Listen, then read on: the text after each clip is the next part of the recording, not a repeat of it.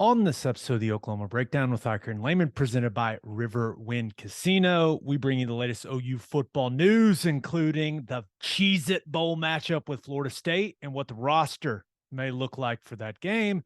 Then we recap an awesome championship weekend in college football and give you our winners and losers of the weekend. Please download and subscribe to the podcast, rate it 5 stars, and write us a good review. Follow the show on Twitter, Instagram, Facebook, and YouTube. Just search Oklahoma Breakdown on any of those, and you'll find us. All right. Our man Michael Hosty will kick this thing off. It's time for the Oklahoma Breakdown. It's a beautiful Monday, December 5th, and you're listening to the Oklahoma Breakdown with Ikard and Lehman, presented by Riverwind Casino. Riverwind is Oklahoma City's premier casino experience, and there are so many reasons why Riverwind is consistently voted OKC's #1 casino, but it all starts with their amazing variety of gaming thrills and excitement. Riverwind's beautiful award-winning environment plays host to more than 2,800 of the latest electronic games with a huge selection of table games, including blackjack, blackjack match, roulette, and Teddy's favorite, craps. No matter what your game, Riverwind has it in spades and hearts. And to learn more about their gaming promotions and entertainment options in the month of December, all you got to do is visit riverwind.com. Riverwind Casino, simply the best. Now, recording this Sunday afternoon, please leave us a 5-star review and a nice comment while you're at it. Ted's in Vegas. Let's go, baby. Yeah. Made it to Vegas, made it safely. Easy flight out. Coach Switzer was on the flight. Bunch of former Sooners were on the flight. It's going to be a fun weekend. And you are out there to watch former teammate Roy Williams, Superman, get inducted into the College Football Hall of Fame. I've got to imagine that it's going to be a really fun weekend, but by the time you leave, you're going to be hurting, man. Yeah, it's going to be short and it's going to be fast. Yeah, I think, I don't know. We'll have to manage. We'll see how we manage this thing. Not as young as I used to be. I have faith in you, but you got stuff to do, man. So let's knock this episode out and let's start here. OU bowl game just came out, right? Right as we sat down to record. It'll be the Sooners versus the Florida State Seminoles in the Cheez-It Bowl. That game will be Thursday, December 29th at Camping World Stadium in Orlando. Your initial reaction? This was a horrible draw for us for multiple reasons. The main reason, forget everything else, Florida State is a good football team and not a good matchup for us, especially right now. That team is climbing. They've done a really good job. They did have 3 losses, but lost to 3 good football teams and really started to come together. I think, at one point at the end of the season, a bunch of the players that were there were talking about how important it was going to be for them to play in a bowl game, and they weren't going to opt out. They were going to stick around and go through it together. They got some talent on that team. If you ever know anything about Florida State, forget the record. It's going to be an athletic football team, and that's exactly what this squad is. Yeah, so we'll have a couple weeks to dive into some more Florida State, but just a few quick notes about Mike Norvell's team. Went 9-3 this season. Their losses were to Wake Forest, North Carolina State, and Clemson. They finished the season on a 5-game winning streak and ended up finishing 13th in the final college football playoff rankings. And OU fans may not like hearing this. Their quarterback's really good. Jordan Travis. Dual threat Quarterback, can absolutely fly as a runner, has really improved as a passer, and has played so well down the stretch of the season for them that people have been throwing around the possibility of him winning the Heisman Trophy next year. So when you look at it, 6-6, Got to go win this game for a winning season for Oklahoma in the state of Florida against Florida State. I'm not scared. I'm not saying that. But right now, I don't feel great about it. Now, we'll see. We're just kind of assuming that everyone's going to play in the bowl game for Florida State. I have to imagine that that's not going to be the case, right? I think they're going to have some key players opt out as well. But yeah, initial reaction, not an ideal matchup to keep the winning season streak going. Yeah, it's tough. They did not throw us a bone at all on this matchup. Leading receivers, Johnny Wilson, 6'7", 235 pounds. Like we said, dual threat quarterback that can run it all over the place, sling it all over the place. Good physical running back, and a team that is on the climb and is going to be heavily motivated. This is probably the biggest and best bowl game that they've been to since they got beat in the college football playoff, right? And that's going to mean something to those guys. But depending on what exactly we take to the bowl game roster wise, it's going to be a great opportunity. They didn't throw us an easy one, but it would be a much better win than anything else that we were going to have an opportunity for. And you got to view it as a chance to have a big momentum swing in your favor. If you beat Florida State with the state that they're in right now, especially if they bring a full roster, that is by far the best win of the season and something that you can be proud of moving forward. No doubt about it. But I mean, you kind of touched on it. This is as much positive momentum as we've seen around Florida State football since Jimbo Fisher was there. So that's, I mean, this is a team that is feeling really good about the way that it's playing.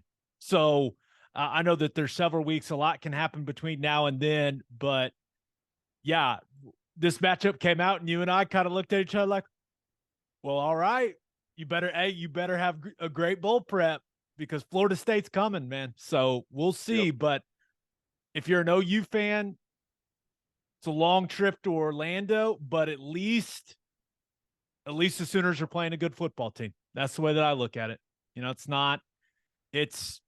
It's another big time brand in college football. Maybe some nostalgia, right? Going back to the national championship game, I guess that's something a lot of people are going to bring up. But yeah, it is what it is, man. They better start preparing because they got a good football team that they got to take on December 29th. Yep. Going to be a big challenge. Grand scheme of things, I guess there's worse place to be in December than Florida. So we'll take that into account. And it's a big challenge. We'll see. We'll see if we can step up, answer the call. I'm anxious to see what players will and will not be playing in the bowl game. Perfect transition. Let's get to the roster updates. So a lot has happened since our last episode, right? I believe all we really touched on in our last episode was Theo Weiss and Jordan Mukes hitting the portal, right? Since then, Anton Harrison has declared for the NFL draft. Now, very excited for him. He will not be playing in the bowl game. Eric Gray, Wanye Morris, Jalen Redmond, they have all accepted invites to the Senior Bowl. I do not expect any of them to play in the bowl game, and I really can't blame those guys. We've talked a lot on here about how important that Senior Bowl week is for your draft stock. So performing well at the Senior Bowl is massive for those guys, especially Wanye and Redmond. They don't have nearly as much tape as what Eric Gray has got. So then we've got the portal. Theo Weiss, some other key guys, Joshua Eaton, Kendall Dennis, Nick Evers, Alton Tarber, Bryson Washington, amongst some other guys. So a lot going on, man. I mean, where do you want to start? Where do you want to start? Well, just for the guys that are headed to the NFL draft and the Senior Bowl, I'm I can't blame those guys if they don't play in the bowl game. But if I were in their shoes, I would play. Um, the Senior Bowl it's football. It's not like the combine where you're running 40s and measuring wingspan and doing bench press. It's football, full pads, legit practices, and a legit game. And like they're not going to be in pads doing legit football drills and football practice anywhere else. And it's at least worth it to stay sharp, to stay in football shape as long as possible. And I understand if you say, "Hey, I want to practice, but I don't know how much I'll play, if any, in the game." Like, you don't want to steal reps from guys, but I don't know. It's just from a guy that I played in the Senior Bowl, and I played in the Senior Bowl after playing in the national championship game, and I still thought, and I can't remember, maybe it was 2 weeks, something like that, 2.5 weeks after the national championship game was when the Senior Bowl was. And I still felt out of sorts because I hadn't been in pads in 2.5 weeks. So that's the one thing I would say for them to keep that in mind. But I echo you. I would be surprised if they did play, though. Right. And there is an interesting opportunity, right? Because, Florida State, Jared Verse, who's their stud defensive end, first team, all ACC guy. I mean, maybe if you're Wanye Morris, you look at it and go, "Hey, that's a good opportunity for me," but I just don't I don't see that happening. I think those guys, they announced those Senior Bowl invites that they'd accepted them. I don't anticipate any of those guys, especially, Jalen Redmond, who has had so many injury issues. He's probably just looking at it like, "Hey, man, I need to get to the Senior Bowl and do everything I can Yep. during that week." And Eric Gray, he's one of the guys where you look at it and you go, "Totally get it, man. You're a running back. You've had an awesome season. You've been incredibly consistent for this football team." Yeah. Do I wish that he was going to finish what he started? Absolutely. But can't fault the guy for not playing the bowl game at all, really, with how this thing works now. This is just a new reality in college football. Yep, I agree. Yeah, that's one of the things with the playoff is it's really taken the real luster away from some of the bowl games, especially as you get further and further down the list. And it's just a reality, and it's not that big of a. It doesn't take very much brain power to understand the cost benefit analysis to run here. Yeah. Any of the guys that have hopped in the portal, any of them surprising to you? Like Theo Weiss, I think we all saw that coming, right? And we'll see where he ends up landing. Joshua Eaton is a guy that has not gotten on the field, so that doesn't surprise me. Kendall Dennis, guy that didn't see time. Nick Evers appears to be the one that a lot of people are surprised by, Ted. Yeah. And I don't know how that conversation went. It could have been one where the coaching staff said, "Hey, it's going to be hard here to get on the field. We can help you find another spot, maybe where you've got a better shot." Maybe he was upset. I have no idea how that went down. I doubt he was upset. I mean, there's nothing to be upset about. I mean, it's just kind of the nature of college football. But I was a little bit surprised to see that one.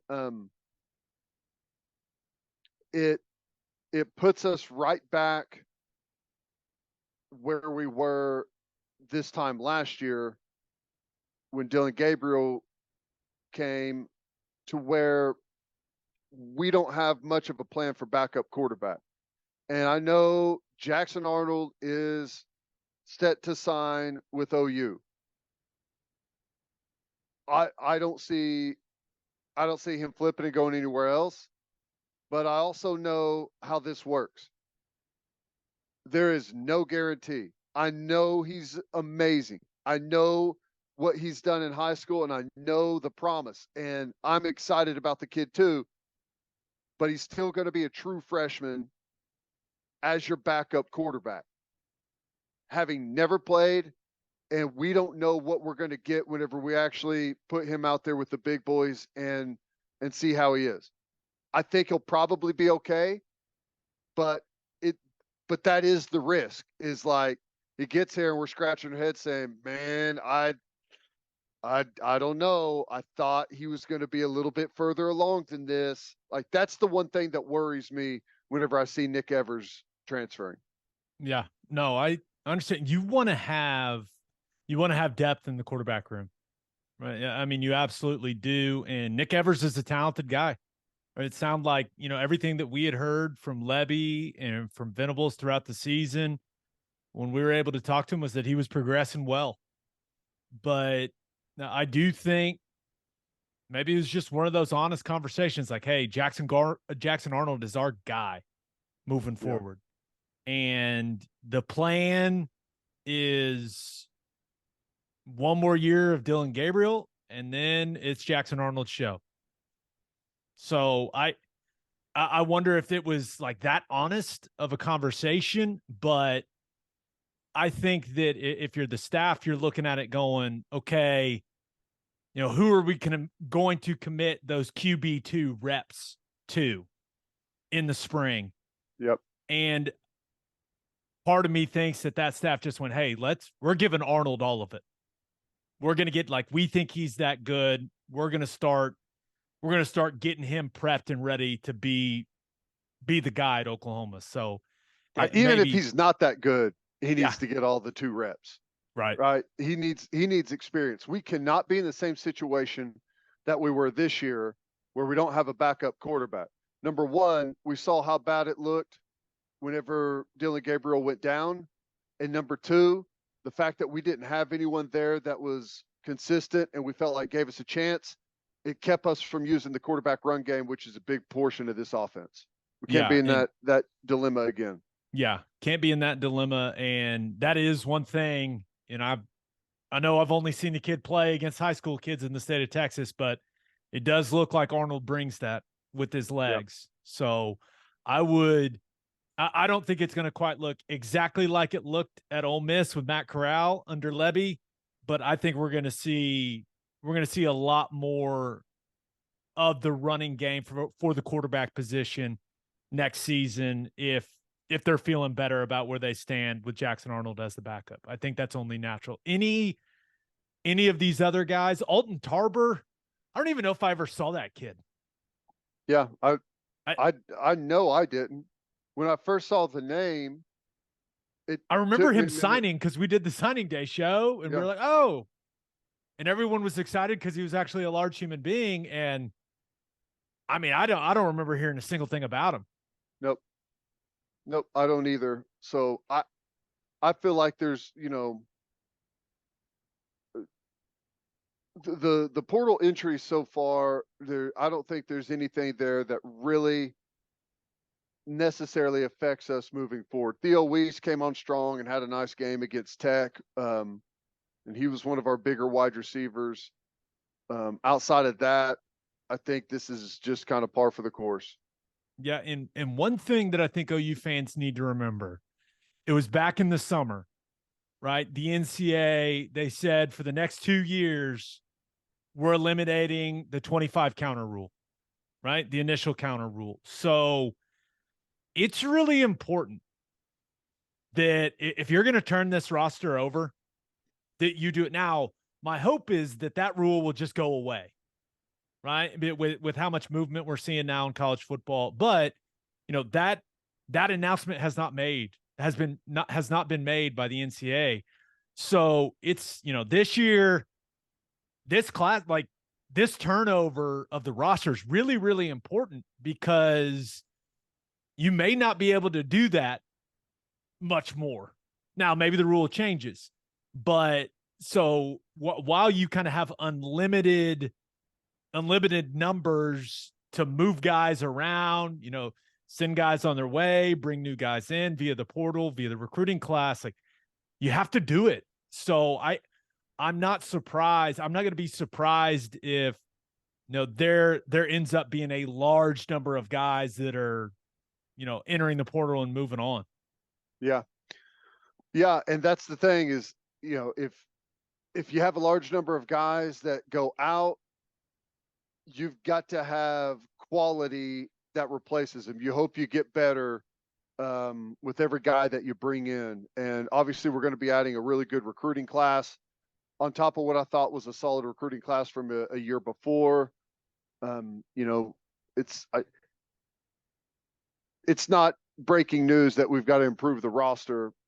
So, I mean, some of this stuff is expected. Hopefully we don't have any bad surprises in there.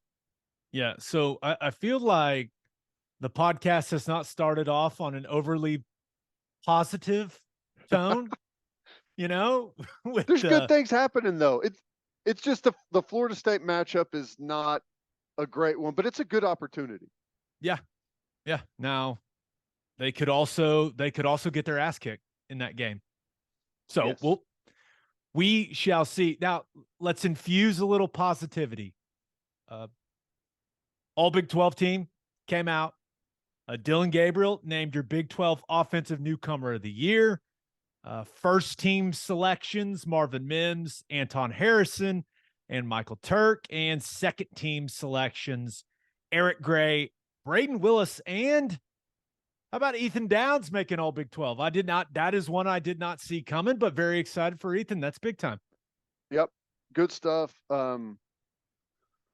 Nice representation on the first team with Mims and Anton Harrison, and kind of surprised by the Turk one, but that's still really good. He obviously, we know how big of a stud he is. Dylan Gabriel getting the newcomer of the year. Pretty impressive. I thought he was going to get second team all Big 12 quarterback. Just because after Max Duggan, the numbers really fall off. And I know Will Howard went and got a W in the Big 12 championship. So that kind of factors in there. But I kind of thought Dylan Gabriel may be the guy. But yeah, Eric Gray, second team, all Big 12 running back. This was a hard year for running back in the Big 12. It was stacked. So all in all, really good stuff. Glad that Braden Willis got second team.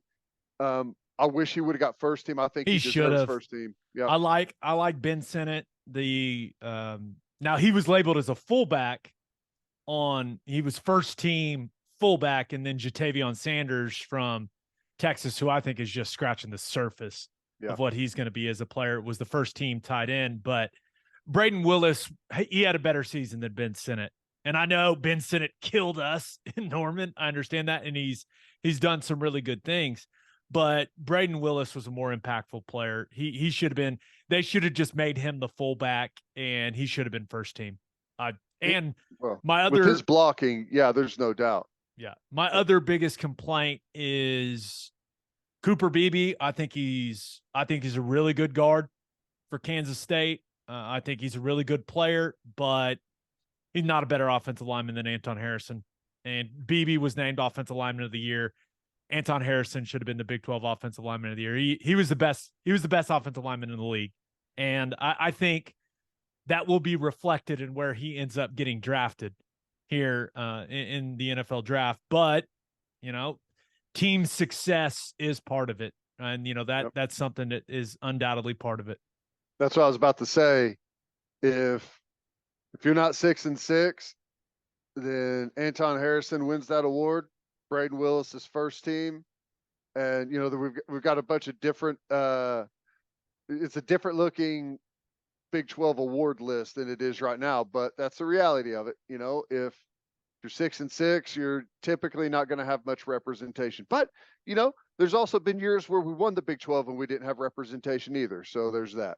Yeah, and one more complaint: Felix Anudike-Uzomah, really good player. Tyree Wilson should have been the Big 12 Defensive Player of the Year. Yeah. And that's why when we talk about the preseason, all Big 12 awards, we always mention this. The preseason stuff affects the postseason stuff. That's why the preseason stuff matters. A lot of people say, oh, who cares? Why does it matter? It ends up mattering because I think a lot of people just went, oh, Kansas State's in the Big 12 championship game. But Felix, he's the best player on their defense. There we go. He was the preseason. There you go. Tyree Wilson had a better season than he did. He should have been Big 12 Defensive Player of the Year. I guess my argument would be not that the preseason stuff doesn't matter, but that we shouldn't have the preseason stuff, right? Especially if you're going to use it as a guideline of what you do at the end of the year. But then what would we talk about, dude? What are you doing? I know it. That's true. All right, let's get to call your shot. And we asked you, what was the most important thing that happened for OU football this weekend? This first one comes from Travis C. Leach. He says, just for our collective mental well-being, seeing USC lose in an exact way we're all too familiar with. We'll break down that game when we recap championship weekend, but I think Travis makes a good point. Yeah, that was an interesting game, man. That was wild. I did not see it unfolding that way, but once it got rolling and it looked familiar, I'll say that. It did. Okay, this other one comes from Chase Hopkins Wilson, who he just wants to hear your thoughts. He just says, excited to hear Teddy's thoughts on Kason Kalmus's commitment. That's awesome. It's cool.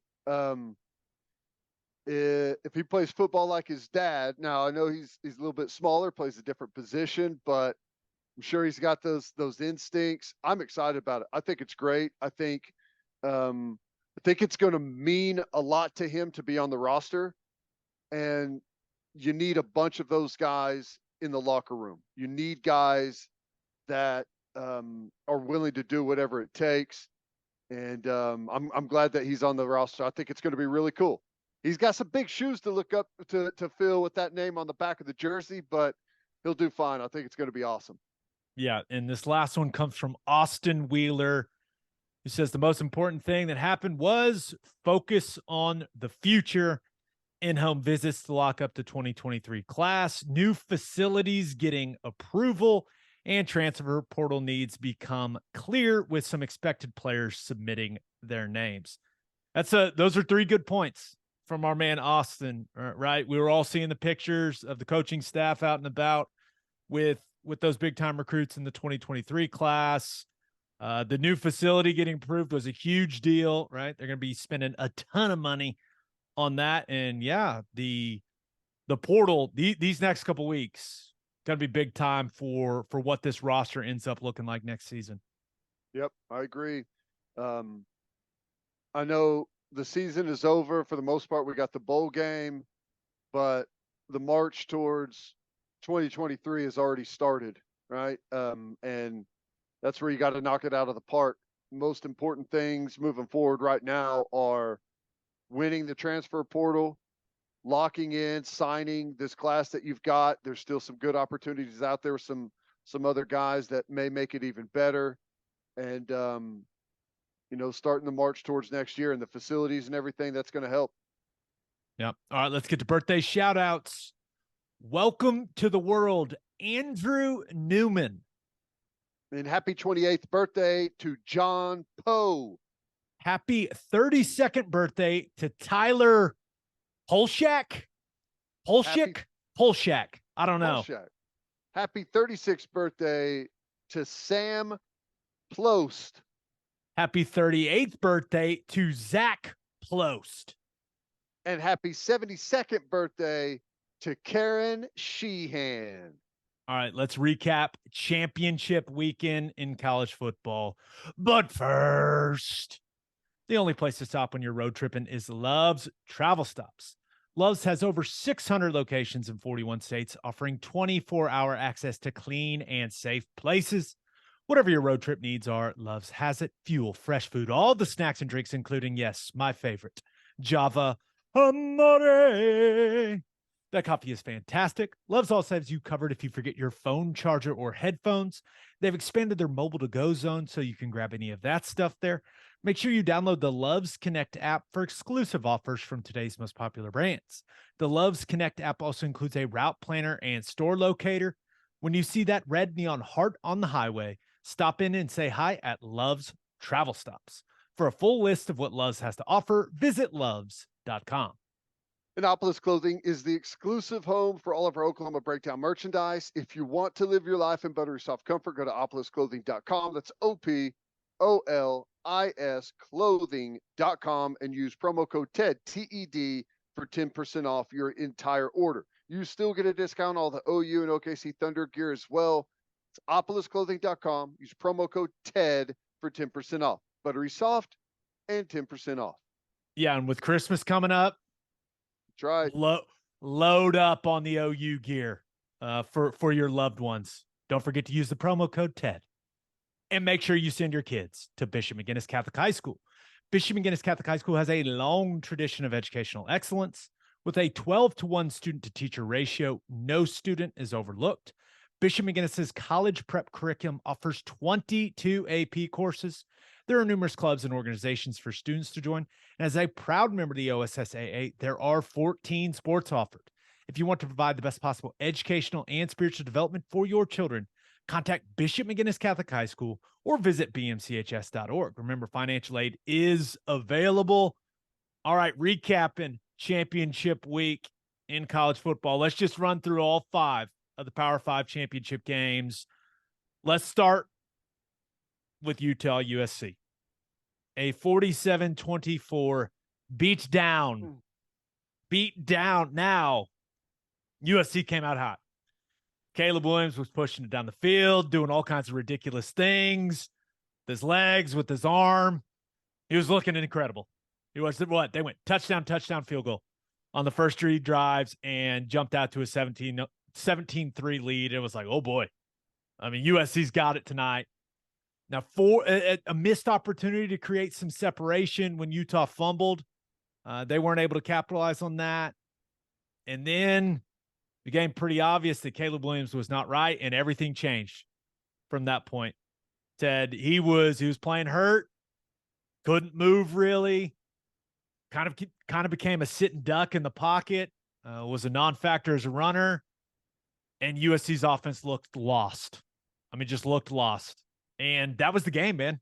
Like once they showed that vulnerability and once it was obvious that Caleb Williams couldn't move, Utah had all the confidence in the world, both sides of the ball, and they beat their ass. Yep. They were heating him up, man. They were coming after him. What was the final, what was the injury? Hammy. First quarter, he had that long run that was incredible, right? Where you're just like, oh my gosh, pulled his hammy. And I've actually never pulled a hammy now that I think about it, but from guys that have, like, it gets progressively worse as the game goes on. And you could see it. I mean, he just couldn't move there towards the end. Yeah, it was interesting because the first time I saw him limping in the game, I didn't see like the first couple of minutes of the game. Maybe the first quarter of the game. So I saw the drive where he first started limping, and whenever he came off to the sideline, like Lincoln looked like he was I don't know, it was like, well, just, stop limping, or it was weird. You know what I'm saying? Did you see that? Hey, could you stop the limping and like run around like you always do and make this offense look awesome? Yeah, it was almost like, can you go? And Caleb was like, yes. And he's like, well, okay, if you're gonna go, let's go. I don't know. It was wild, but yeah, he became more and more ineffective.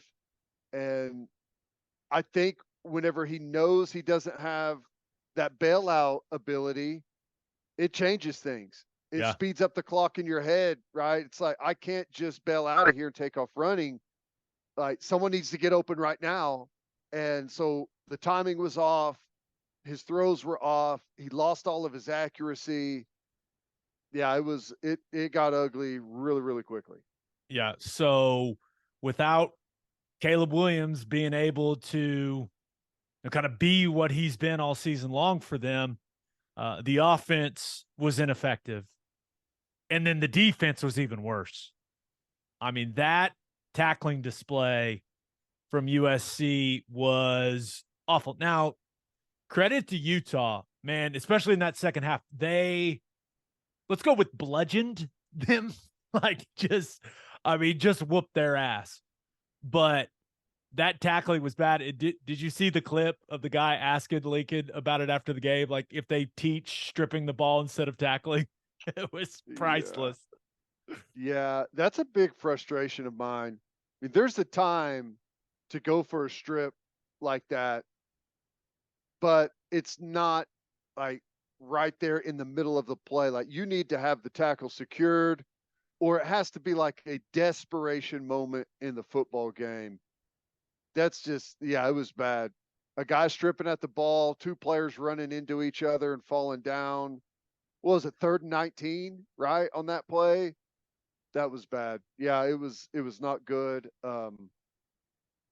And a play like that can like change the entire feeling of a season. Like their defense has not been great this year, but they've created a ton of turnovers.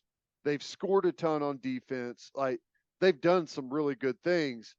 Like that play right there, it kind of changes the narrative on all of that, unfortunately. Yeah, a lot of people calling for Alex Grinch's job. Right, a lot of USC fans after that game, which probably not fair. But I will say this: Cam Rising is really easy to cheer for, man. That I dude is mean, different, isn't he? I like the way that guy plays, and he got hit as hard as any quarterback I've seen get hit all season long. Helmet goes flying off. Just got up smiling like a psychopath, like bounced right up. Amazing. Then you've got the post game comments about Caleb Williams' fingernails and all that. And he's just like, I don't give a shit. Like it Yeah. was, he's really easy to cheer for, man. He's fun to watch. I mean, Yes, he I think is. he's one of the most underrated quarterbacks in all of college football. Like he's an entertaining product. Like I He really is. enjoy watching him play. And he's way better running than he is a deceptively elusive and fast and like he's just good running the football and he doesn't give off that appearance. And when he took that shot and got up, was smiling, put his helmet on, and the dude that hit him was like chirping at him. He's like, "Nah, I ate that. It's no big deal. No, nothing." That was awesome. But I don't understand. I'm glad that that play was not called targeting, but I'm so confused on. I They read through like the checklist of what it has to be for that situation, and it's like it checks the box perfectly, doesn't it? I I am a firm believer that targeting should call itself. You should be able to see it and be like, "Yep, that's it." You know what I'm saying? And that wasn't one of them. Now he got blasted, but yeah, I guess the only other things about that game, uh, Ohio State got lucky, right? Utah helped him out. Kyle Whittingham, even after the game, he was like, "You're welcome, Coach Day," which was pretty good. But Dalton Kincaid is an absolute stud at tight end for Utah. His tweet after the game: "Money can't buy that ring." Ooh. And then Utah's official Twitter account, Utah football's official Twitter account, little Photoshop action and put back to back on Caleb Williams's nails, which is pretty elite work from the social media team for the Utes. My wife was convinced that that was not their real account. Like they would not have done that. And I was like, I don't know. I don't know. I think that's within the. Think that's you've seen some stuff like that on social media recently. Hey, I'll tell you this though. I know USC wanted to win that game, and I know the fans and the coaches, like they may have saved USC, not Ohio State, right? Because I don't know where they would have been ranked, but I mean, I think that was a clear, and Caleb Williams to be healthy again, most likely, and that's different. But if Utah was going to be able to whip them on the line of scrimmage and go after their defense like that, I can't imagine what Georgia or Michigan would have done, you know? Yeah, it wouldn't have been pretty, but I will maintain my position on this. Going to the playoff is better than not going. Always. I'll always believe that. So I'm sure if you asked those guys, they would have gladly Oh, yeah. gotten that game against Georgia and taken it on the chin. But hey, it is what it is. Still a very impressive year one under Lincoln Riley, where I think they exceeded pretty much all expectations that anyone had for him. So Yep. a lot to build on. But yeah, I think a lot of people in the state of Oklahoma we're tuned into that game on Friday night, checking it Highest out. ratings, like when they show the ratings and everything. Weird. 99% of the people in Oklahoma watch that game. Interesting. Interesting. Okay, the Big 12 championship game. Kansas State wins it in overtime, 31-28. Everything we thought this game would be. Just a fantastic back and forth football game that had a little bit of everything. I mean, it's so much happened throughout regulation. Like, it would take a really, really long time to recap all of it. But of course, TCU falls behind. They come charging back, just like they have a lot throughout the season. And overtime was, I think that's what we got to break down, Ted. Like, the overtime. First of all, did you think Kendre Miller scored the touchdown? When it looked like he was laying on top of everyone, reached the ball out, and the ball broke the plane. I don't It's know. hard to overturn, though. Like, Yeah. you can't see his knee if it's down and all that. Like, I get it. I get it from the official's perspective. I think it was probably ended up being the right call.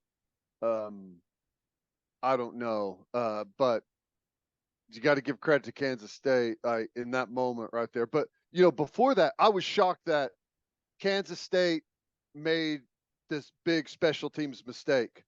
Oh Right? my gosh. Like that The was muff. the muff punt at that point in the game. Like,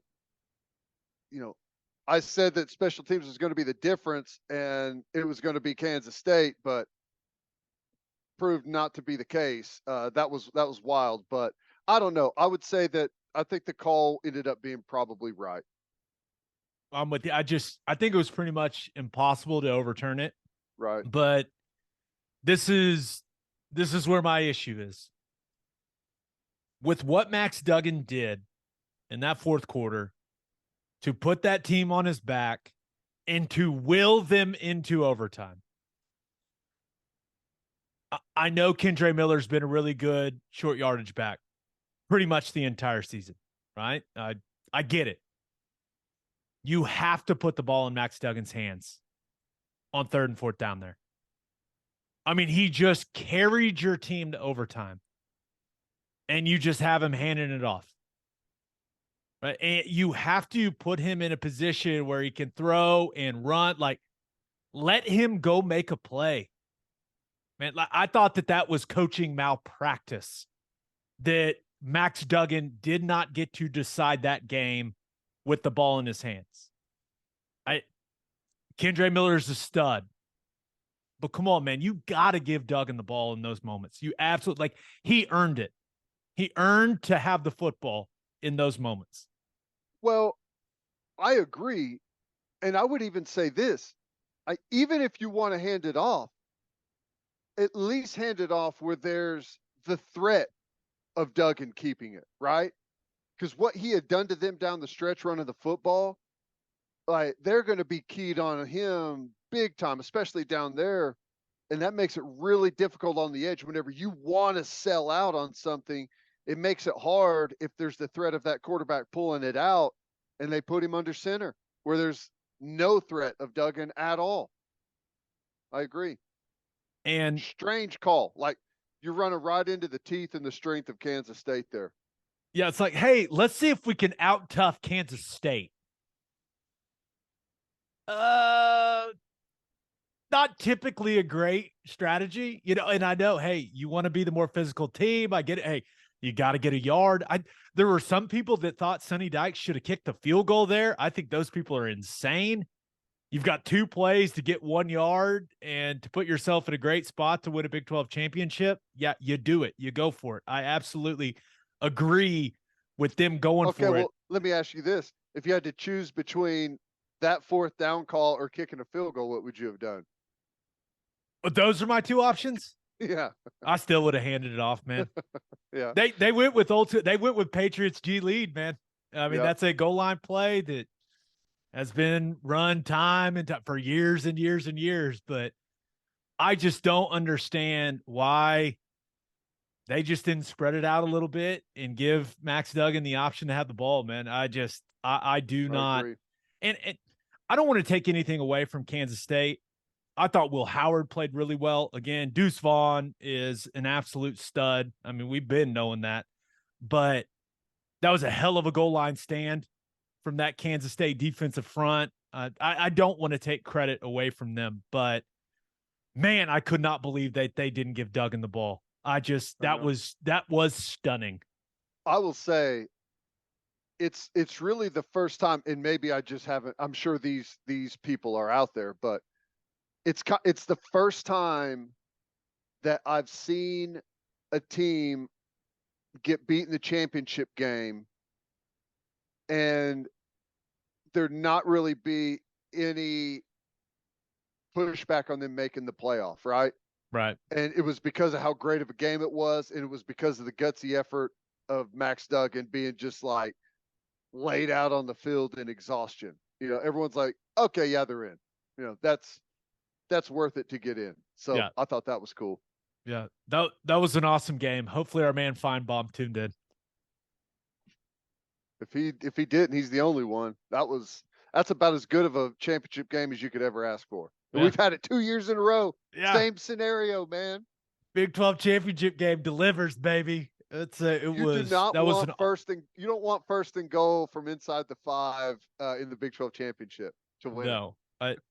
The last thing on that game, Ted, Big 12 champion quarterback, Will Howard.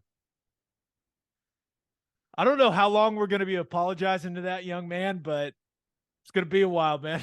He was really good again. Yep. And I've had to kind of eat my own words a little bit here, or a lot of bit, but in a couple of different ways. I always get mad at people whenever you've got a freshman or a young player and they're not playing up to like the position standard at the school, right? If you got a freshman that's first year playing and he was a 5-star recruit, it's like they make a mistake. Oh, he sucks. Bench him. Let's get someone else out there. Sophomore, make a couple of mistakes. Nope, he's done. He's terrible. He's never going to be any good. This is a reminder. And I even have to remind myself that college football is different than the pros. Like you can get better in the pros. I'm not saying you can't, but there's pretty much like you kind of are what you are by the time you get to the NFL. But at this age, the development between freshman and senior and redshirt senior, or like this is whenever you're having the most growth, strength wise, body wise, mentally, learning the game, understanding the game. So it's a good reminder that guys can get better. Give them some time. Yep. All right, let's talk about the SEC championship game.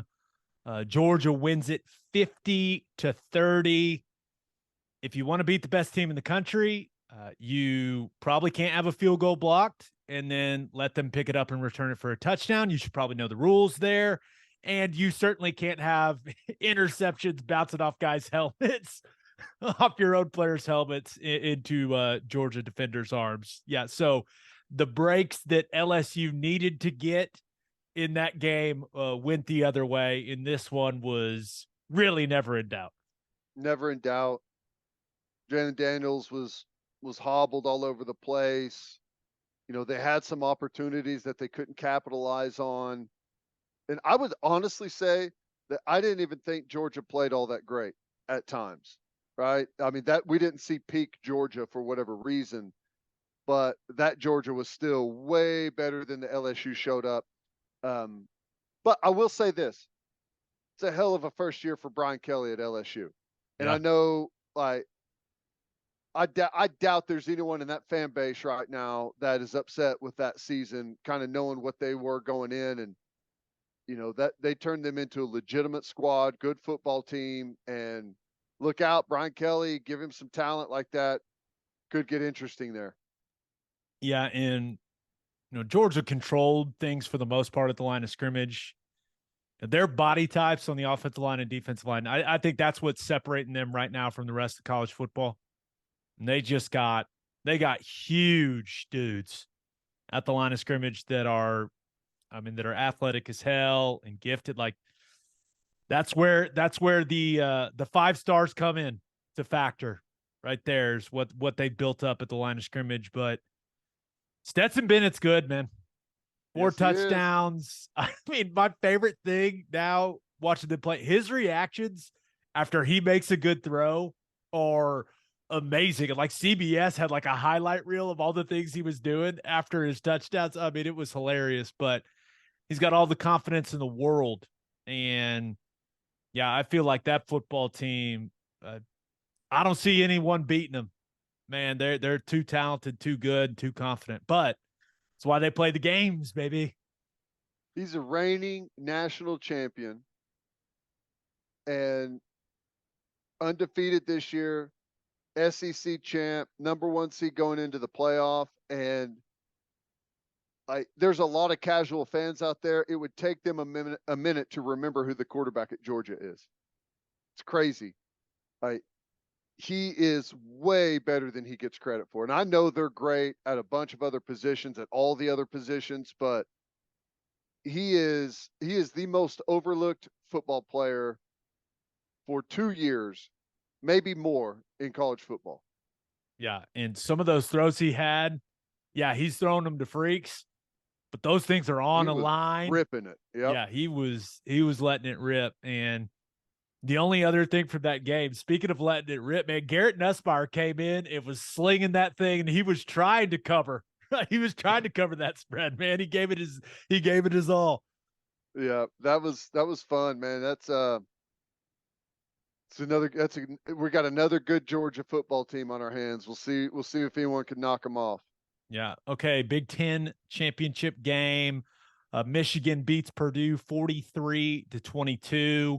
And this, I mean, it was a really fun and competitive game in the first half, but ultimately, in that second half, Michigan's depth and physicality took over the football game, leaned on that rushing attack. Another big game for Donovan Edwards stepping in there as the main guy for Blake Corum. And yeah, they're just extremely productive with the running game. And JJ McCarthy, man, he continues to look sharp at quarterback for the Wolverines. So it really went about the way that I thought it would. I thought Purdue would be able to move the ball a little bit, score a few points, but comfortable win for Michigan. I don't think this one was ever in doubt either, even though it was tied at halftime. It felt like it was only a matter of time before Michigan took over, and that's exactly what happened. But ends up in the first 13-win season in the history of Michigan football. Not too bad. Crazy. Nope, it's really impressive. And Jim Harbaugh's record, what was it, 19-1 over the last 2 years in the Big Ten conference record is incredible. They've done some good things there, man. You got to give him credit. Unconventional, weirdo. Sometimes makes it really hard to root for Michigan just because of how strange he is. But he's done a good job there. They got a difference maker at quarterback, which changes things for him. I'll tell you though, Purdue's a fun team to watch. I like that group. That quarterback receiver combo was awesome. That's the first time I've got to see Purdue play this year, and that's a fun group. I'm not saying that it's a good reflection on the Big Ten West that they were in the championship game, but it's a fun team. Yeah, Aiden O'Connell, especially the circumstances, right? Losing his oldest brother, that couldn't have been easy for him. But I was impressed. That guy can sling it, right? He's fun to watch. But there were two things I wrote down about this game. Number one, the ref cam of Jim Harbaugh was by far the highlight of the game. Like that was one of the funnier things I've seen in a long, long time, and that's gonna be. I mean, people were all over it on Twitter already, making it a meme. It was awesome. But sign me up for more ref cams whenever they're having conversations with coaches. That's awesome. I want a ref cam with Venables laying into one of the refs. Like I would love to see that. But the other thing is Purdue has tremendous colors. Black, white, gold. They got to bring better jerseys to the table than what they threw out there for the Big Ten championship game. You've got the color scheme is too good for you not to be looking badass for a Big Ten championship game. You got to be better, Purdue. Come on. And you got all those engineers there. Come on, man. Design something sweet. Yeah. It was like, You're like, oh, I guess that's Purdue. I'm just I don't even know what I would do with it. I don't know. Go crazy. Let's go all gold or something. Like, I mean, do something, Purdue. Right now, you're just kind of that school there. You got a bunch of nerds. That's cool. It was, not that you mentioned it, it was pretty bland. Yeah, jazz it up a little bit. You got great colors. Of all the championship games, Purdue definitely has the crappiest uniform. Maybe them and Clemson. Yeah. Clemson's were but come on, Purdue, you can do better. Okay, speaking of Clemson, last game, ACC championship game. Woo. 39-10. Tigers. Clemson wins another ACC title. And I remember when 11-2 with the conference championship and not going to the college football playoff. I remember those days. Those were good. Those were good, disappointing season days. Right. But another title for Dabo, and probably the biggest thing from this game is their fans seem really pissed off. Just went 11-2, won an ACC championship, but it feels like they're always going to wonder what this season could have been if Dabo just would have made the switch to Cade Klubnik early in the season. And because it was clear in this game, like North Carolina, anyone that hasn't been able to watch them throughout the season, their defense stinks. Not a good group. And when Clemson couldn't get going early offensively against that defense, Dabo's like, I've seen enough. Put Klubnik in. Yeah. And to his credit, man, he did the damn thing. Came out there using his legs, throwing it all over the yard, sprinkling in some of the run game. But yeah, I think their fans, and I got to imagine some of the players on that team are going, what could this season have been if we just would have recognized that DJ Uiagalelei was not the guy and gone with Klubnik? But never know. Yeah. Yeah, that's tough because he's such a good kid. And yeah, but Klubnik looked great, man. He came in there and turned things around. I thought right out of the gate, Drake May was like, okay, let's see what he's got. Is he going to do something special? And he just doesn't have enough around him. You can only play at that like chaotic pace for so long, especially against a good team, before they turn those just chaotic moments into big problems for you. But he's a stud, man. You think he's going to stay there? There's been some Georgia rumors out there. Georgia doesn't need to get any better. Come on, man. That'd just be ridiculous. But hey, that's college football now. right? If you're Right. Mac Brown, you and your whatever NIL collective, you got to do what you got to do to keep Drake May, right? And he was far from his best in this game, right? The pick six was bad. I mean, it was bad. And, had the fumble, had another interception, can't turn the ball over and beat a good team. But yeah, there's no doubt. I got a feeling that North Carolina is going to do whatever they've got to do to hold on to Drake May. But he's the perfect example, man. Why wouldn't a guy like that hop into the portal and just essentially turn it into free agency? Like, why not? Why wouldn't he do it? Because this is the reality of it. He could get, I don't know, what, 3 million, 4 million, 5 million? I I have don't no even idea. know. Like, he could Who get knows? a ton of money in the transfer if you just said, hey, all right, I want to go. Yeah, I want to have a chance to play with a good team, but who wants to pay me? Like, he would Get more than anyone else ever has. Yeah, that's a great point. You'd probably get the most we've ever seen anyone get for 1 year of college football, which I wouldn't have a problem with. But could you imagine the articles? Could you imagine the think pieces on it? Oh my God. Well, the only thing I can say to that is, how much money do you think we can get together in the next week? Listen, man, I, all the OUNIL things are coming together. So we gotta, that's what we got to do. We got to do what we got to do, man. That's right. Yeah. Yeah, No, but he's a stud. He's going to turn into a dude. Yeah, we'll see if North Carolina can keep him. It kind of sucks that that's like the conversation, like that's where college football is at now. But that's just, we'll get used to it, I suppose. It's like you got to do what you got to do to hold on to your guys. I mean, that's just where it's at. All right, let's finish up with our winners and losers of the weekend. But first, it's football time in Oklahoma, people, and there's nothing better to drink at the tailgate than Clubby Seltzers. Clubby Seltzers is an Oklahoma company that's already winning national awards because their product is delicious, tastes exactly like a club special, but it's a seltzer. They're not just for tailgating either. They're perfect to drink on the golf course, by the pool after mowing the lawn, whatever. If you haven't tried Clubby Seltzers yet, go grab some. You won't regret it. Clubby's first variety pack is out. They got some new flavors in there. They got a new can. Find a place near you that has Clubbies. Visit clubbyseltzers.com. And attention business owners, you need Insurica in your life.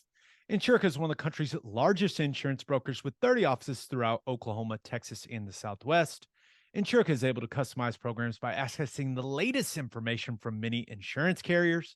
They compare and contrast coverage offerings and pricing in order to design a cost-effective, comprehensive program to meet your business's specific needs.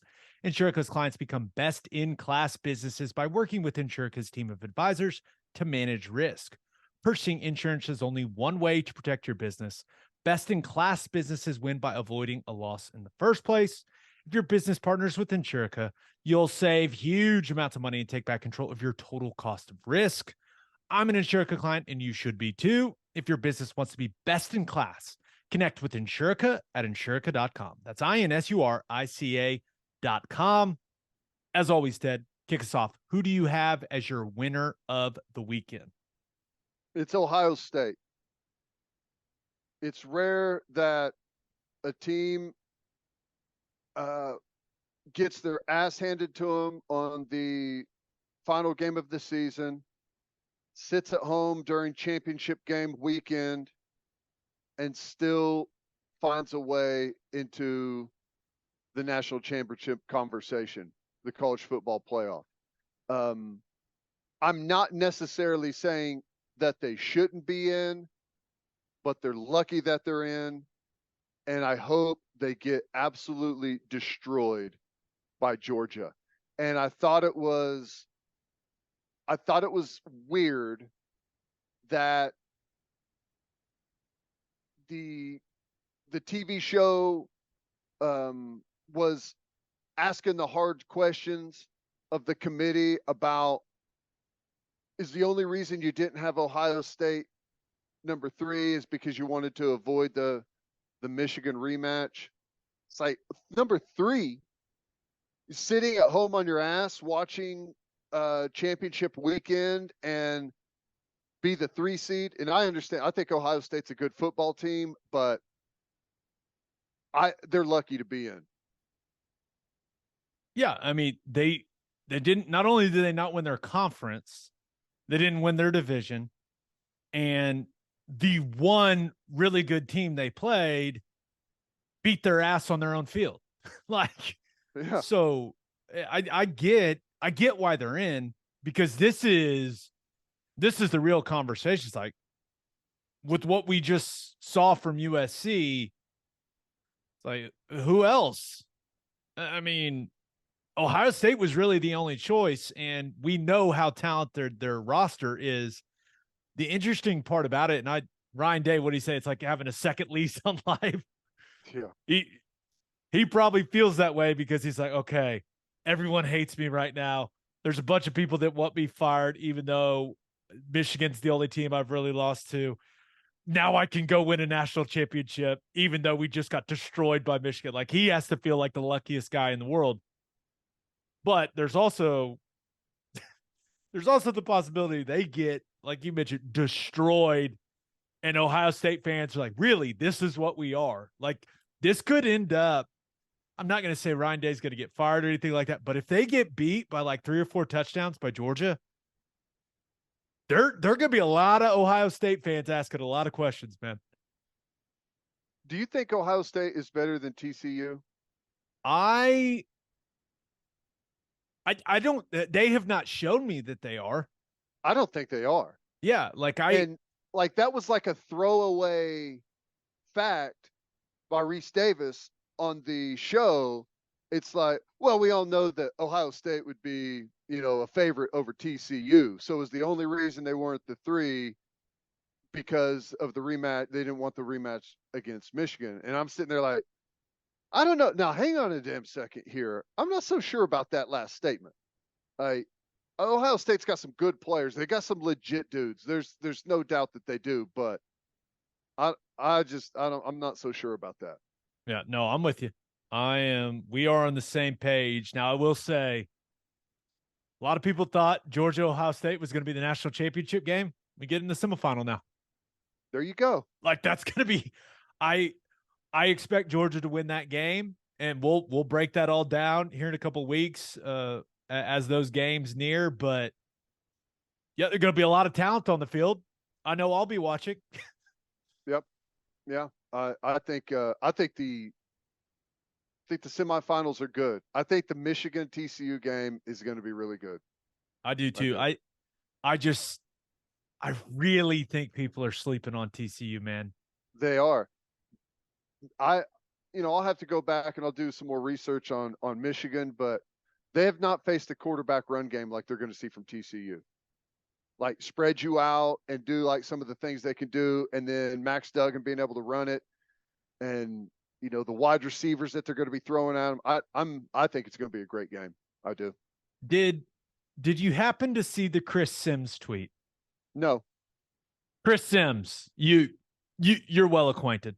Mm-hmm. TCU in the CFP, the Big 12 sucks, and I played in the Big 12.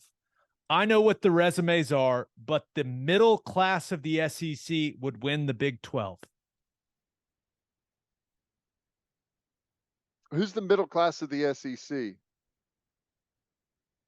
What, Mississippi State? Yeah, they wouldn't win the Big 12. No, they wouldn't. No. It's very interesting for me that Chris Sims, who is a Texas guy, who I assumed watched the Alabama-Texas game, watched his alma mater, who is a middle-of-the-class Big 12 team, almost beat what ended up to be the number 5 team in the country and should have beat them, would say that about the Big 12. It's truly remarkable how big of an idiot that guy is. That's impressive. He's also going to watch Kansas State beat Alabama's ass in the Sugar Bowl. I won't be surprised. I won't either. Because been through that experience myself. Yeah. Oh, and we'll have the familiar excuses out there, but yeah, I don't know. I disagree with that, but that is something good that TCU could take into the playoff. Yeah. Well, at least Chris Sims can sleep well at night knowing that he will be on Roy Williams' highlight film when he's inducted into the college football playoff, right? Or a college football playoff, college football Hall of Fame. Yep, that's right. I'm sure that clip will be played. All right, who do you have as your loser of the weekend? I had to go with the U.S. Men's World Cup team. They got it handed to them. It was go down by a goal pretty early, and we just can't finish. Can't put it in the net, and it only got worse from there. It was frustrating. Maybe it wasn't a team that a lot of people expected big things from, but it was over pretty quickly for them this year. I am not a soccer expert. I do not pretend to be, but Netherlands was much better at putting the ball in the net, which, from what I understand about the game, is kind of the whole objective. Yep. And this is where I'm at with it. And I get it that it's a really young United States team. Listen, I know that because they mentioned it on every broadcast they played like 500 times. So I get it. Very young team. Get it. But this is the United States of America. Like, getting to the knockout round should not be it. Are we supposed to celebrate that? I'm confused. Since when did we do that shit? I don't know. Oh, awesome. We made it to the round of 16. Like, well, I'm supposed to be super excited about that. We don't have a guy that wants to shoot the damn ball. Go get a guy that wants to shoot it, wants to get the ball. And instead of being right near the goal and passing it, like, let's get a guy that wants to fire that thing. Fire it. Let's Once go. Again, not a soccer expert. Not a soccer expert either, but I just turned 41 years old. Gabe. And about 31 years ago is when I was told that it's coming. U.S. soccer, it's coming. It's happening. We're going to be there. We're going to be the best in the world at some point. It's the fastest growing sport in the U.S. Well, we've got crap to show for it right now on the national stage. And once again, not a soccer expert. I feel like I have to clarify my comments with that. It was like, I don't know, the football equipment. It's like, how many coverages can you blow? I mean, they had wide open dudes kicking the ball into the net. How does that happen? I mean, like, if a guy makes an awesome individual play, and like sometimes like that happens, but for you to relax, to jog back to where a guy gets a wide open shot into the net for the first goal, like the other two guys standing around go, I thought you had it. Like, what are we doing? At least make them earn it, man. These guys are wide open, kicking into the back of the net. I know. I even thought I heard unmarked, Ted. Yeah, unmarked. I thought I heard on the broadcast, they were talking about how tired they were, and and how they had played the game on Tuesday. And I was like, Tuesday? They played on Tuesday, and this is Saturday, and we're going to talk about that they're tired? How is that possible? I've watched my knees play like 3 games, 4 games in a weekend easy. I mean, come on. How much time off do you need in between games? I mean, I'm sure Netherlands had about the same time off. Everyone's playing in a tournament. There may be a little bit of difference, but that's like looking for any excuse you can for the guys. I'm with you. It was they missed too many opportunities. man. Like They're the tired from Pulisic. chasing after those mishandled passes that they keep having. Yeah. Let's tighten it up, boys. Mm-hmm. 4 years from now, we'll be back in, baby. It'll be the year, baby. We'll 4 be years back from in. now. All these guys will be in their prime. All these youngins will be in their prime. But no, I Will, will say, let me ask you something. Will the U.S. win a World Cup in our lifetime? man, I hope so, because that would be fun. But it's kind of like a Big 12 team going and winning a national title. I'll believe it when I see it, you know? Okay. All right, that's true. Just kind of where I'm at with it. Well, we're happy that TCU made the knockout round. Okay. Absolutely. They will be celebrated for making the knockout stage. But no, it was the World Cup was a lot of fun. I think it did get a lot of people excited about soccer in the country. I know I was watching every game, and now I'm acting like I know what I'm talking about. But I hope that this ends up being like the foundation for what all these people are saying it's going to be here in the future. Like how this group of guys is super talented, most talented roster, group of young guys that we've ever seen in American soccer. I hope that ends up turning into something. Like that's my hope. Because I want to watch them be good. Like if I'm going to watch the World Cup, I want to watch America win. Like that's just where I'm at with it. I agree. Yep. All right, let's finish up with my winner and loser.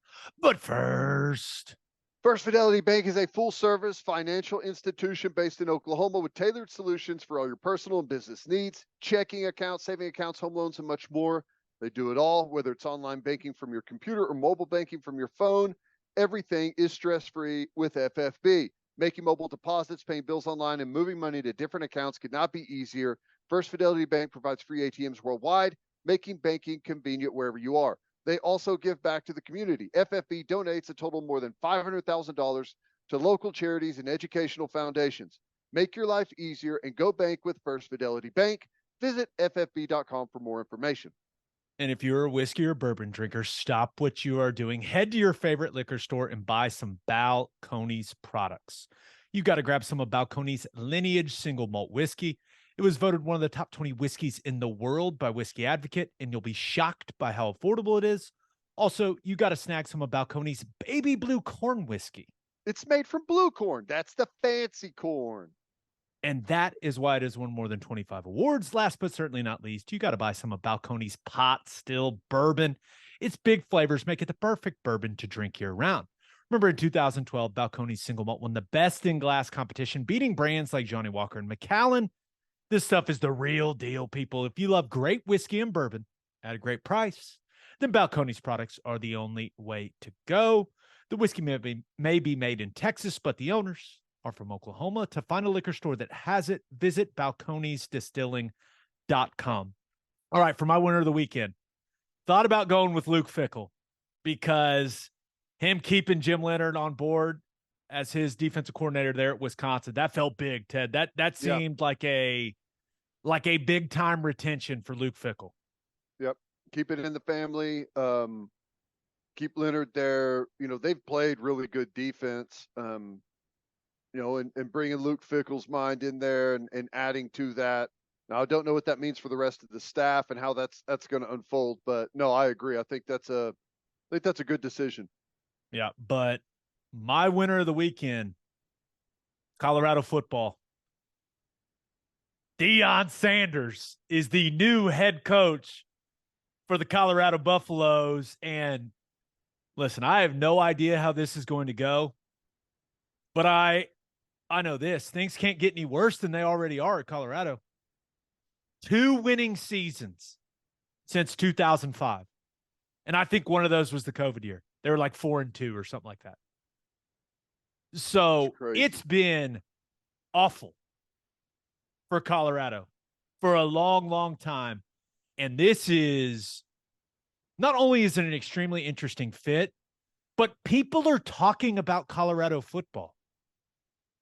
Like that we'll continue to talk about Colorado football. And like it's just it is like there is a buzz and energy around Colorado football. And I mean, how many times have you and I talked about Colorado football in here? Well, we've been doing this thing for a couple years now. I don't think 0. we've talked about Colorado football once. So I just think this is an awesome hire, whether it works or it doesn't. I'll say this. I'm not going to doubt Coach Prime. I I mean, think he it's did a going to work. great job at Jackson State. Did a great job. I think he's probably bringing a really good quarterback with him. Already got a commitment from a top recruit. It's going to happen. It's going to happen quick. Yeah. So I Jackson bet he State, they kills just it in the transfer portal. yeah, they just finished 12-0, won their conference championship game. I I'm not entirely sure even what the future looks like for Colorado, right? I still am not entirely sure what is going to happen with the Pac-12. Maybe Colorado ends up back in the Big 12 somehow, but they can, with USC and UCLA leaving the Pac-12 here in 2024 for the Big Ten, like maybe Colorado can climb the ladder in the conference. And what is preventing Deion Sanders from doing something similar to what we just saw Lincoln Riley do at USC? Now, is Colorado as cool as USC? No, right? But I'll tell you this. You get kids to Boulder, I think that's half the battle, just getting them there. Anyone that's been to that town and been to Denver, because it's not far from Denver either, like those are two. That's an awesome college town. And Denver is an incredible city. Like all he has to do is get guys on campus, and I think he's going to land some players. It's a really cool area, but it does get cold. You're going to have to provide some great jackets for the guys. But dude, I don't know what's going to happen, man, but like this is the most interesting storyline in college football for the next couple of years. Like I can't wait to see what happens with this. I agree. I think that some of the big things are recruiting, like you said, getting people in, and what kind of staff can he put together. I don't know who all he's going to bring from Jackson State. Maybe he brings everyone. I don't know, but I think it's like, if you ask me right now, I think it's going to work. Now, what does work mean? Does it mean that I think Colorado is going to start ripping off national championships? No, but I think Colorado is going to become, they're going to start ripping off winning seasons again. It wouldn't shock me if you had a winning season in year one. And maybe a couple years in, vying for a conference championship, whatever conference that might be at that time. But I think it's going to work, and the key is going to be the players. He's going to recruit good players. Yeah, and some interesting things coming out. Like Colorado's willing to change some things for Deion Sanders. And I assure you, he did not take that job without getting some of those assurances in writing. Right. I mean, there's a lot of reporting out there that the school's going to make it easier for transfers to get into the university. And I assume that there was a lengthy NIL discussion, like what is that system going to look like for Colorado? So it sounds like the university as a whole was willing to play ball to get Deion there. I'm sure they're going to be paying him a substantial salary as well, but man, it may all end up being worth it for Colorado because they have sucked for a long time, and this has people excited, man. It's got people excited, really excited. Yep, I think there's gonna be some instant impact with transfer portals and recruiting, and I think that as that momentum gains and the attention continues to swirl, and there's going to be stories written, there's going to be people go up there and see what he's doing with the program, a little more access, a little more interest. People were interested at Jackson State, but obviously this is a step up to the Power 5 level, and I think people are going to be, they're interested in. I was skeptical whenever he first said he wanted to step into coaching. I don't know that anyone's skeptical anymore. Have you heard anyone say that they don't think it will work? I haven't. No. Yeah. I think like Made a the believer out of first me. go around when he took the Jackson State job, like a lot of people brought up the what was it called, like Prime University, and like how poorly that thing, whatever he was trying to do there, went from a business perspective, especially. But yeah, I mean, I think he's impressed a lot of people these last couple of years with what Jackson State's been able to do. Yep. I agree. And I don't think many people are doubting that he's going to make Colorado better. Now, that's not saying much because they've been terrible, but yeah, it adds a fun wrinkle to the Pac-12 for sure. And you mentioned it earlier, but Sunday it already started. Man, Colorado gets a commitment from a top 20 player in the class of 2025, wide receiver Winston Watkins from IMG Academy. He's committed to Coach Prime. So Wow. already seeing it. Top 20 player going to Colorado, as we all anticipated. Yeah. Well, that's good stuff. And I think his son is probably going to go with him.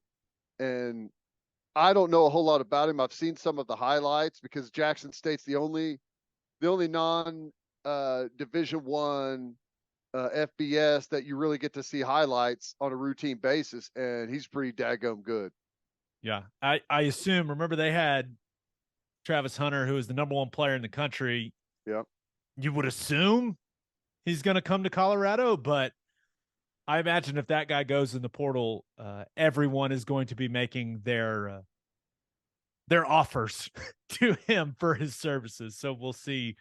We'll see if, and maybe he stays at Jackson State. Who knows? Never know. Yep. All right, for my loser of the weekend, thought about going with Lamar Jackson, man. Ugh. Yeah. The bet on yourself season, no contract in place yet with the Ravens, leaves the game against the Broncos with a knee injury. That is, now it didn't look too serious, but anytime you hear knee injury and he doesn't come back in the game, this is a guy that is playing for his big time contract. Just not what you want to hear, Ted. Not what you want to hear. No, he's still going to sign a massive deal, but I agree. I Baltimore holding off and not offering the huge money deal. I don't know if it's necessarily a good thing or a bad thing, because obviously this is going to be held over his head, but there's still going to be plenty of teams out there ready to sign him to a huge deal.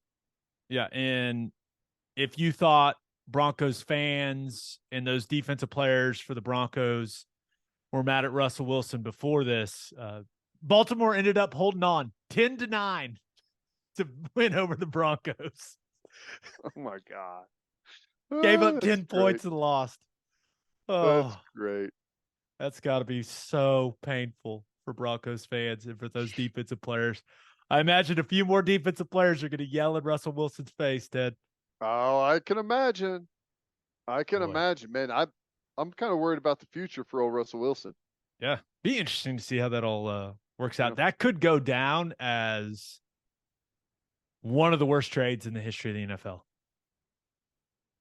They gave up a ton for him, and they are 3-9, and the worst offense that the NFL has seen in like decades.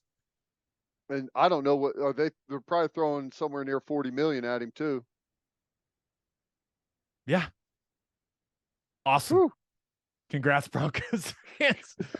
I also thought about going with Coastal Carolina. It was only a matter of time, but Jamie Chadwell, he ends up taking the Liberty job on Sunday, 7-year deal at an average of more than $4 million per year. And to make it worse, Coastal Carolina got house in the Sun Belt Championship game. I mean, that was not even close. Troy put it on them. So not exactly. And it was these last couple of weeks for Coastal Carolina. It was clear that something was going on. They were not playing good football. But yeah, Jamie Chadwell to Liberty, taking Hugh Freeze leaves, takes Auburn. Liberty opens up. They spent a ton of money on facilities. They're paying coaches really well. And Jamie Chadwell is like, yep, I'll do that. Go Flames. I'm kind of shocked that that's where he's going. I know it's going to be a massive pay raise for him, but I thought for sure he would, hold off until he got a Power 5 offer somewhere, right? I mean, that's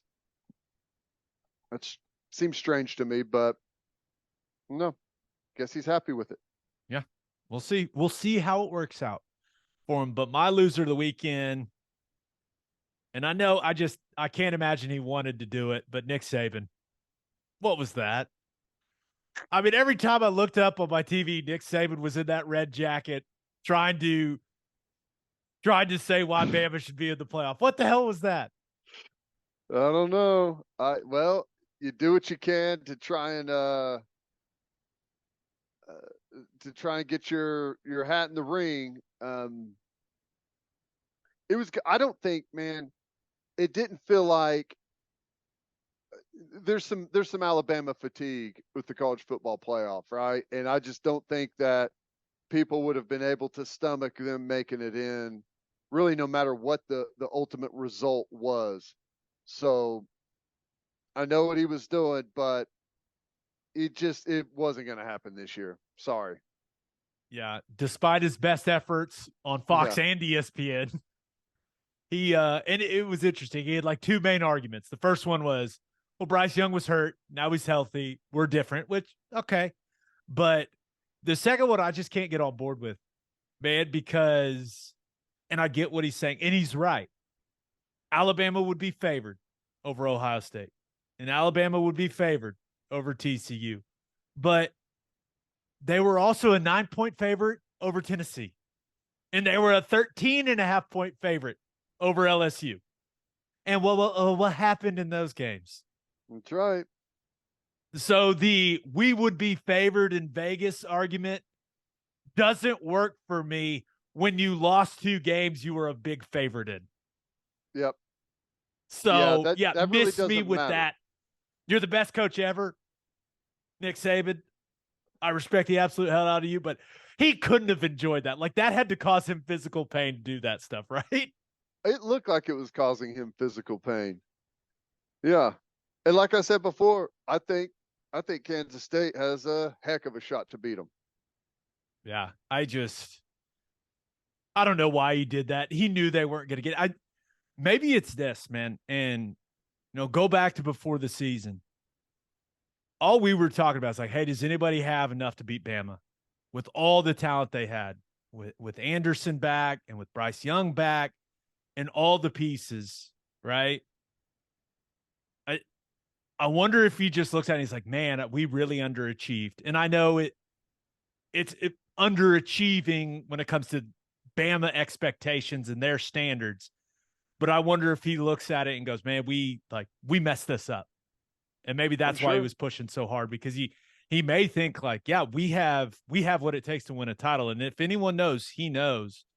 So maybe he's looking at it going, man, I messed up. The staff messed up. We failed these kids. And I don't know. And maybe it's just trying to make it right. But that was so weird seeing him do that. It was weird. And I will say that, like, it seemed like Bama never really played to what we thought they would this year, really at any moment. But yeah, they ran into a hornet's nest in Tennessee. Like, that thing was just kind of destined to happen at that point. And they even got screwed down the stretch with some calls. But you lose on the road against a really good Tennessee team and on the road against a really good LSU team. I get the point, but it's just not this year. Sorry. Next year. We'll see you next year. I'm with you. And it is what it is. It'll be all right. It'll be all right, Nick. They'll be good again next season. They'll be good again next year. Yeah, we're not worried about it. They'll be very, very good again. We're not worried about Alabama at all.